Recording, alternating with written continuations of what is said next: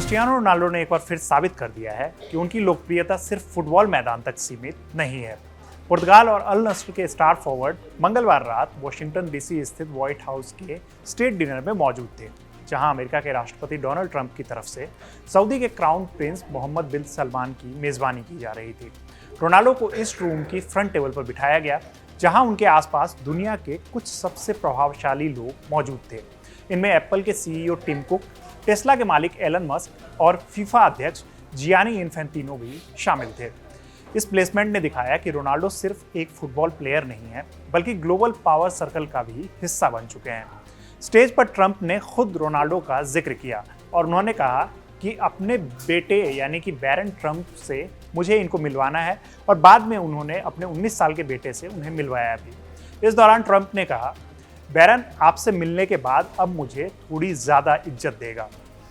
Dinner hall में बैठे सभी मेहमान इस लाइन पर हंस पड़े, लेकिन ये भी साफ हो गया कि बैरन की नज़र में रोनाल्डो सबसे बड़े सुपरस्टार हैं।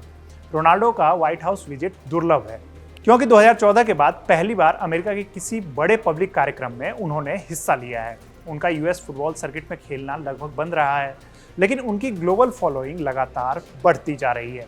अल नस्र में शामिल होने के बाद से रोनाल्डो सऊदी फुटबॉल के सबसे बड़े चेहरे बने हुए हैं। उनका कॉन्ट्रैक्ट लगभग सालाना $200 मिलियन का है। क्लब का मालिकाना हक सऊदी अरब के पब्लिक इन्वेस्टमेंट फंड के पास है, जिनके प्रमुख खुद क्राउन प्रिंस मोहम्मद बिन सलमान है। यानी रोनाल्डो का इस डिनर में मौजूद होना सिर्फ स्पोर्टिंग स्टारडम नहीं, बल्कि सऊदी की ग्लोबल इमेज का भी हिस्सा है।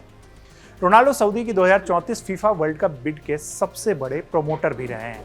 सऊदी को बिड हासिल होते ही उन्होंने इसे सबसे अच्छा वर्ल्ड कप बताया था। दरअसल साल 2034 की बिड में सऊदी अरब ने बिना किसी बड़े मुकाबले के मेज़बानी हासिल कर ली थी, यानी कि उनको मेज़बानी बहुत आसानी से मिल गई थी। अब रोनाल्डो खुद भी इतिहास रचने की तरफ बढ़ रहे हैं। 2026 वर्ल्ड कप के लिए पुर्तगाल की क्वालिफिकेशन के बाद वो अपने छठे वर्ल्ड कप में उतरेंगे, जो किसी भी आउटफील्ड प्लेयर के लिए एक रिकॉर्ड है। यानी कि बात यहाँ पे आउटफील्ड प्लेयर की हो रही है।